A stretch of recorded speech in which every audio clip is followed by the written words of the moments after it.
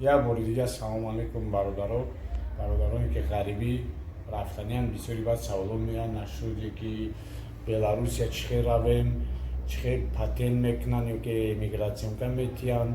И вобаста ай ҳама одам мекунад ки чӣ хеле гап мезанад. Ҳамин основной ма серьёзи рафтесай ҳамин гуфтесиян синемо ки мераванд мерасанд даже эмигратсионкошона сурат гирифта роҳӣ кардесиян регистратсияшона пропискашона ва кадоми роҳ қатъ кардесиян вороди ғайриқонунӣ нестай, ҳамаш туғрияй, барои ки то печатоша действительнияй.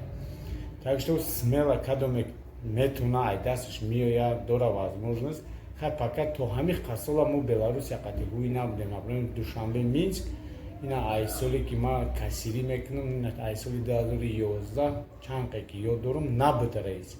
Ҳамин роҳам як роҳ шидай бародаро эҳтиёт кунен ба якдигар, например дружба ҳамин ҷае ки парвоз ки карден якдигара дар раҳ напартоен.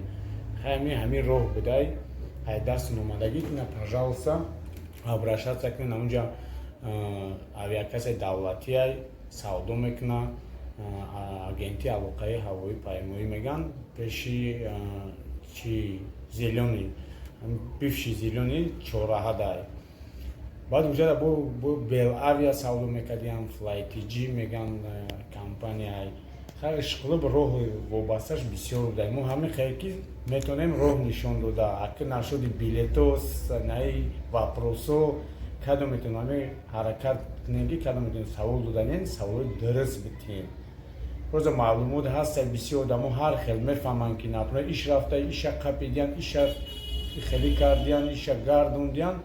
ҳамун депортатсия боша ай ҳамиҷа гардондестай, не ки яхелги одамо мераванд аюс мегардонанд ва причинаи чӣ қатъе модан маълумот нестай.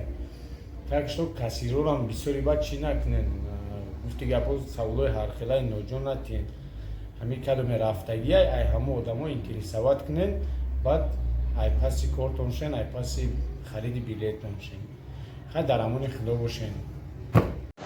салом алейкум, ина сох саломат омадем, расидем. бачаҳои тоҷикбаша парвоз кардан гиред. мо дар Беларусия.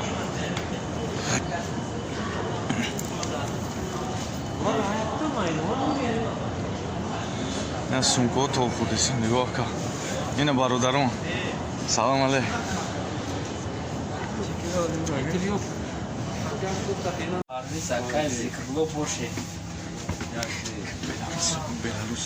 Беларусия бачаҳо рафтесен на дуруи самолёт насиб боша